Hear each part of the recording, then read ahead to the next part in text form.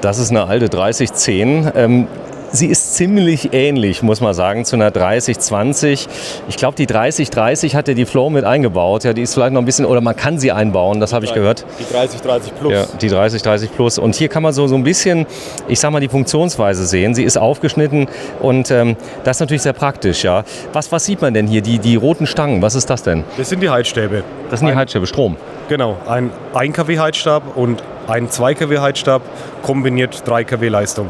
Ist das ein Problem, wenn ich die anschließe? Oft habe ich das Problem bei 3 kW, dass dann von der Kabeltrommel da die Sicherung auslöst. Das kann schon mal passieren, oder? Das kann mal passieren. Man muss auf jeden Fall bei einer Kabeltrommel die komplett abrollen.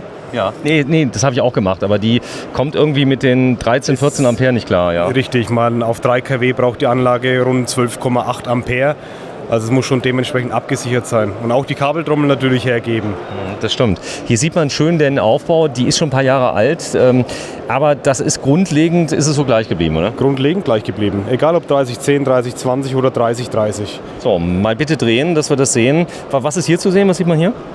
Hier sieht man einmal mit dem schwarzen Gehäuse, ist mittlerweile nicht mehr so. Das war früher mal die Abdeckung der Elektronik für den Verbrennungsventilator. Der ist quasi für die Abgase und Zuluft zuständig. Rechts daneben mit dem verchromten Gasrohr, hier immer noch. Da vorne, ja. Genau da, das ist der Brenner, der Gasbrenner. Im Prinzip ist das eine Zentralheizung auf Miniraum, oder? Genau. Ist das ein Blaubrenner, so eine alte? Nein, gelb. Gelb. So, fängt die an zu rußen? Ist die irgendwie wartungsintensiv oder ist da irgendwas zu machen bei der? Am Brenner an sich nicht. Das Einzige, was man warten muss an unserem System, ist immer noch die Heizungsflüssigkeit. Die muss je nach Spezifikation vom Glykol alle 3 bis 5 Jahre erneuert werden. Und warum? Darin enthalten ist ein Korrosionsschutz. Wir haben ein offenes System und dieser Korrosionsschutz baut sich mit den Jahren ab. Und dann wäre das Aluminiumsystem ungeschützt. Deswegen alle 3 bis 5 Jahre erneuern. Okay, ich darf mal ganz kurz reingucken. Viele Leute, wenn du es gerade noch mal drehst in die andere Richtung, bitte. Ganz kurz, dass wir das sehen. Also hier ist der Brenner drin. Der Brenner ist da unten drin. Genau. So. Und das ist auch das, was ich immer höre. Das fängt ja immer an, so ein bisschen zu ticken und dann macht es einmal Wumm. Also dann kommt die kleine Explosion, die dann kommt, was man kennt auch vom Gasgrill, oder? Richtig. So, und dann wird es innen drin heiß. Und jetzt nur mal zum Verständnis, der Brenner erhitzt denn dieses Alugehäuse hier, oder? Ist das Alu? Genau, im Kern, das ist Aluminium, das ist der Aluminium-Wärmetauscher. Und ich sag mal, der Schutz, der drin ist, der ist dafür da, damit das Alu nicht kaputt geht. Richtig. Ach, und wenn man das nicht tauscht, geht die Heizung kaputt unter Umständen? Unter Umständen, ja. Da kommen natürlich mehrere Faktoren aufeinander. Viele kippen was Falsches rein. Wir hatten auch schon mal Wein drin, Rotwein. Rotwein? Ja. Achso, weil es auch rot ist, oder wie? Genau, richtig, Rotwein. Oder Scheibenwischwasser vom Auto. Ach so, weil die denken, das wäre nur gegen Frostschutz. Genau. Das ist aber auch der Korrosion, der kommt. Und dann reagiert es und dann kommt Alufraß und dann haben wir den Salat. So, bitte nochmal drehen komplett. Dass wir auch mal sehen, bei der 3010 zur 3020, was hat sich da grundlegend geändert eigentlich? 3010, 3020, grundlegend hat sich nur in der Elektronik ein bisschen was geändert. Fühlerposition, beziehungsweise der Fühler allgemein in der Heizung, also sprich das Kesselthermostat. Aber grundlegend ist es dasselbe Heizgerät, hat nicht mehr oder nicht weniger Leistung. Das sieht man hier. Da ist wahrscheinlich in der Mitte die Abgase und außen ist Frischluft. Genau. Okay, super. Da vorne ist noch ein kleines Modell, da kann man es ganz gut sehen. Ja. Das warme Wasser wird ja wirklich durch Heizradiatoren wie zu Hause durchgeführt. Und da habt ihr unglaublich viele Radiatoren, gell? Genau. Kommt natürlich auf die Fahrzeuggröße drauf an. Rundherum sind grundlegend Konvektoren verbaut. So, und das hier ist der Wärmetauscher, denn man kann die alte Heizung ja auch, ich sag mal, normal in Betrieb stellen, den Brenner ausmachen und dann zum Beispiel über die entsprechende Motorleistung, oder? Richtig. Wenn ein Wärmetauscher verbaut ist, dann kann ich während der Fahrt die Motorwärme nutzen für den Aufbau. Man könnte ja theoretisch sogar obendrauf eine Heizmatte machen mit warmem Wasser und darüber einen Wärmetauscher betreiben. Das hat noch nie einer gemacht, oder? Das hat noch nie einer gemacht. Okay, da kam mir gerade die Idee. Und darin sieht man hier die Flüssigkeit, die hat die Farbe.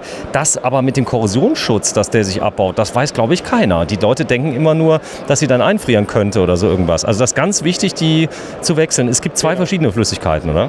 Es gibt mehrere sogar. Warum? Es gibt G13, das ist das, was man hier sieht. Und es gibt immer noch G12, G12++. Das haben aber die Hersteller entschieden, was die verwenden. So, das ist jetzt eine 3030, eine neue? Das ist eine 3030, richtig. So, was ist jetzt da anders? Grundlegend auch wieder selbes Heizgerät, wie wir zuvor gesehen haben.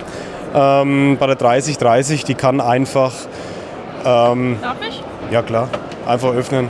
Auf die Idee wäre ich jetzt nicht gekommen, aber da sieht man, wie es... Da liegt natürlich nur ein Bedienteil drin, für die Demo-Zwecke hier. Da ist natürlich original kein Bedienteil in dem Kasten. Ja, hier vorne sieht man, was man eigentlich nur draußen sieht an dem, ich sag mal, Auslass, der drankommt. Das ist ein Rohr in einem Rohr. Richtig. Schön hier zu sehen, aufgeschnitten. Da kommt das warme Wasser raus, das heißt der Vorlauf und Zulauf. Ich könnte auch ein Haus damit heizen, oder? Theoretisch. Ein kleines. Ja. Das machen Leute auch. Tiny House. Tiny House, das Kein würde Problem. gehen. So, dann, ich sag mal, ein nettes Detail ist das neue Bedienfeld. Ja, das ist halt 3030. 3030 kann 2 Zonen. Ich habe 2... Nee, echt? Ich habe 2 Kreise im Fahrzeug und kann die dementsprechend, wie man hier sieht, Wohnzimmer, Schlafzimmer, separat die Temperatur einstellen. Über die Heizung, über eine App vielleicht sogar? App noch nicht. Aber kommt vielleicht irgendwann mal. Ja, müssen wir sehen. Das heißt, normalerweise mache ich das immer im Bypass. Also mache ich, sag mal, warmes... Normalerweise ist Bypass, genau, die Lösung, wie bei 3010, 3020. Bei der 3030 habe ich hier die Möglichkeit, direkt an der Heizung über die Software mit 2 Pumpen am Heizgerät. Das ist ja genial. Das heißt, ich habe ein Tiny House zum Beispiel und kann sagen, hier, ich habe 2 verschiedene Heizkreise, den einen mache ich aus zum Beispiel. Das würde gehen. Genau. Cool, da ist wahrscheinlich nur, das geht wahrscheinlich nur über das warme Wasser und dann ein Motor, der das dann zuführt, wie zu Hause eine Pumpe. Die Steuerung der 2 Kreise, das geht über eine Pumpe dann jeweils getrennt? Die Steuerung der 2 Kreise wird über die Raumtemperatur bewerkstelligt. Also ich habe dann 2 Fühler, einen Schlafbereich ist klar, aber und einem Wohnzimmer. Es sind jetzt keine 2 verschiedenen Brenner drin, die da irgendwie das getrennt das sind. macht ein Gerät. Gerät. 2 Pumpen, hier sieht man jetzt nur eine, das ist quasi eine Einzonenheizung. Und im Falle von 2 Zonen wäre noch eine zweite Pumpe verbaut. So, sehr schön. Hier sieht man auch die Fußbodenheizung. Die Wärme, die ihr erzeugt, ist sehr, sehr schön, wenn man irgendwie zugempfindlich ist. Ich glaube, das ist ein Kernargument. Aber die alte Heizung an sich, ich sag mal, hat die Möglichkeit, eine ganz, ganz wohlige Wärme zu erzeugen. Das kann man, glaube ich, mit Luftheizung nicht direkt vergleichen, oder? Auf jeden Fall. So, hier vorne, da sieht man was Schönes. Ich dachte immer, das gibt es nur im Zubehör, diesen Tropfschutz. Den habt ihr ja auch von Alde.